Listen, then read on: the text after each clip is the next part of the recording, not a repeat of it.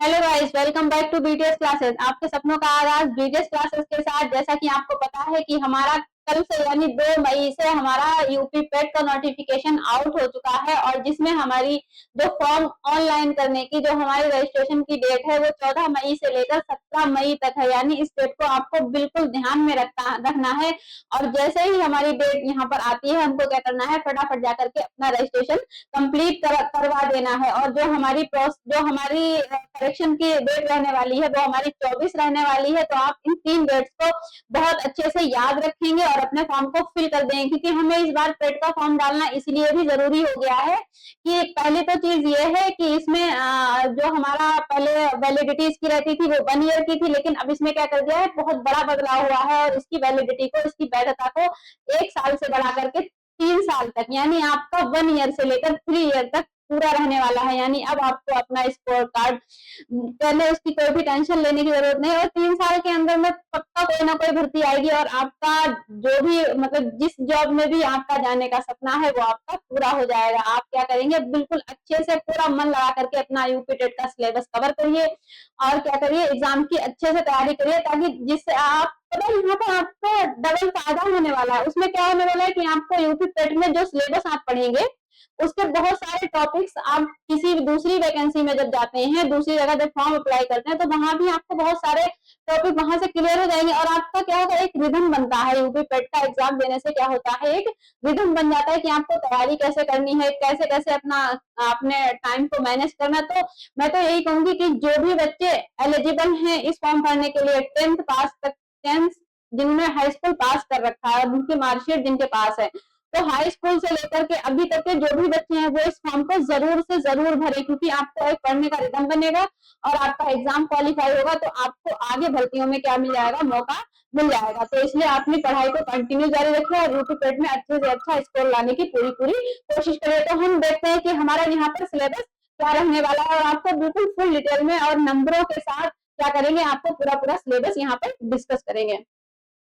तो चलिए शुरू करते हैं अपने यूपी ट्रिपल एससी पेट एग्जाम का पैटर्न क्या रहने वाला है। तो आपका बिल्कुल ये 2025 का सिलेबस है, यानी आपको कहीं भी भटकने की जरूरत नहीं है, और ये आपका बिल्कुल ऑफिशियल नोटिफिकेशन से सिलेबस आपका यहाँ पर उठाया गया है। तो आप इस पर पूरी तरह से यकीन कर सकते हैं कि आपको ये नहीं लगा कि ये कोई पुराना सिलेबस है या हमने कोई किसी भी पुराने सिलेबस को यहाँ पर अपडेट कर दिया। बिल्कुल नहीं, जो आपका नोटिफिकेशन में सिलेबस आया है ये उसी के अकॉर्डिंग बिल्कुल आपका सेम सिलेबस यहाँ पर रखा गया है। तो देखिए, हमारा जो हमारे सब्जेक्ट हैं उसके अकॉर्डिंग आपके क्या किया गया है, इनको नंबर्स में, और जितने आपके यहाँ पर जो भी मार्क्स हैं उतने ही आपके क्वेश्चन है। यानी आपके क्या है, आपका 100 नंबर का पेपर है, आपके उसमें 100 मार्क्स हैं और आपका टाइमिंग 2 घंटे की है, जिसमें आपकी 1/4 निगेटिव मार्किंग है। आपको निगेटिव मार्किंग का बहुत अच्छे से ध्यान रखना है। इसीलिए तो कहते हैं कि यूपी पेट का सिलेबस जो है बहुत अच्छा है। अगर आप इसको अच्छे से पढ़ लेते हैं तो आपकी आधी से ज्यादा चीजें दूसरे एग्जाम में जाने के लिए कवर हो जाती हैं। और यहाँ पर क्या है, आपको जानते हैं कि जो हमारा पहले एग्जाम हुआ था उसका मतलब वो कितना टफ रहा था।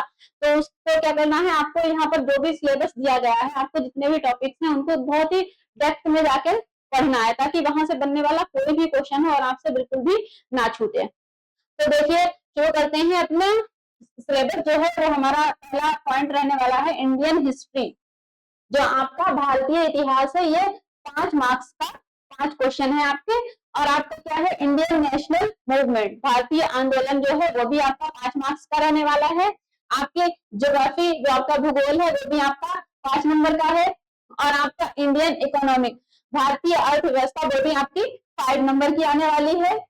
और आपका जो भारतीय संविधान, लोक प्रशासन, एडमिनिस्ट्रेशन, पब्लिक एडमिनिस्ट्रेशन, वो भी आपका कितने नंबर का आने वाला है, 5 नंबर का 5 क्वेश्चन में। अब आपका जनरल साइंस, सामान्य विज्ञान, जो आपका रहने वाला है फिजिक्स, केमिस्ट्री, बायो, जो भी आपका होता है वो भी आपका कितने नंबर का रहने वाला है, 5 नंबर का। और आपका एलिमेंट्री अर्थमेटिक, यानी जो आपका मैथमेटिक्स है, जो आपका गणित का विषय है, वो भी आपका कितने नंबर का आएगा, 5 नंबर का। और यहाँ मैथ में घबराने की बिल्कुल जरूरत नहीं है, क्योंकि इसके जो टॉपिक्स है बहुत कॉमन से टॉपिक है, जैसे एलसीएम, एचसीएफ है या नंबर सिस्टम है। इस तरीके से यहाँ पर क्या करना है, आपको उन टॉपिक्स को अच्छे से कवर कर लेना है, और वो टॉपिक्स आपके अदर एग्जाम में भी पूछे जाते हैं। और आपका जर्नल हिंदी जो है वो आपका सामान्य हिंदी 5, नंबर का, यानी आपका 5 क्वेश्चन का रहने वाला है। अब नेक्स्ट देखते हैं हमारा जो जनरल इंग्लिश है। जनरल इंग्लिश में आपकी ग्रामर है, आपका अनसीन पैसेज है, ये आपका कितने नंबर का है? 5 नंबर का रहने वाला है, ये देखिए। और हमारा जो नेक्स्ट है वो क्या है? Logical reasoning. रीजनिंग कितने नंबर की आने वाली है? 5 नंबर की आने वाली है। और हमारा क्या है? हमारा एनालिसिस हिंदी अनरेड पैसेज, यानी जो हमारे 2 पैसेज आने वाले हैं, हमारे अनसीन पैसेज कितने होते हैं? 2। ये आपके कितने नंबर के रहने वाले हैं? 10 नंबर के। तो यहाँ पर देखिए जनरल अवेयरनेस 10 नंबर की है, और आपके जो अनसीन पैसेज हैं जो आपके 2 रहते हैं वो आपके 10 नंबर के हैं। और आपका क्या है? ग्राफ, जो आपका ग्राफ, वो आपके कितने ग्राफ है? 2 ग्राफ आपके यहाँ पर हैं, और 2 ग्राफ कितने नंबर के हैं? 10 नंबर के। यानी आप यहाँ चाहे तो बहुत अच्छा स्कोर कर सकते हैं, आपको उसमें ज्यादा सब्जेक्ट पढ़ने के लिए 5-5 नंबर मिलेंगे। और यहाँ पर आप जनरल अवेयरनेस और आपका ये जो पैसेज है, ये जो आपका ग्राफ है, और जो आपका जो टेबल है, जो आपका इंटरप्रिटेशन टेबल है, वो भी 10 नंबर का। ये देखिए 2-2, यहाँ से आप देखिए कितना अच्छा स्कोर आपका कवर हो रहा है। तो आप यहाँ पर ज्यादा मेहनत करने की कोशिश करिए। अब टोटल आपका देखिए, टोटल आपका कितने नंबर का बन रहा है? आपका टोटल बन रहा है 100 नंबर, 100 मार्क्स का। अब ये देखिए टाइम आपका 2 घंटे का रहने वाला है, और आपका नेगेटिव मार्किंग जो है वो आपकी 1/4 रहने वाली है। इसको क्या करना है? आपको स्टार बना लेना है, क्योंकि इस चीज पर आपको ज्यादा फोकस करना है, क्योंकि अगर कोई भी गलत क्वेश्चन करते हैं तो जो हमारा सही वाला क्वेश्चन होगा वो भी क्या हो जाएगा? कट हो जाएगा। इसी वजह से इसको ध्यान में रखकर क्वेश्चन को अच्छे से अच्छे सॉल्व करिए, और कोशिश करिए कि आपका कहीं से भी कोई भी क्वेश्चन गलत ना हो। नेक्स्ट देखिए एज लिमिट, आयु लिमिट। जैसा कि जो हमारा पहला क्लास रहा उसमें आपको स्टेप बाय स्टेप फॉर्म भरने का प्रोसेस बताया है, आपको एज लिमिट बताई है, फिर भी यहाँ पर देख लीजिए बिल्कुल सीक्वेंस वाइज आपको लिख दिया है कि कैसे आपको अपने एज के अकॉर्डिंग क्या करना है, और फिर भी आप मान के चलिए आपको सभी एलिजिबल है इस फॉर्म को फिल करने के लिए। देखिए पहले हमारा जो जनरल कैटेगरी है उसके लिए कितनी है? 18 से लेकर 40 साल तक है, और इसमें कोई भी छूट नोटिफिकेशन में नहीं है।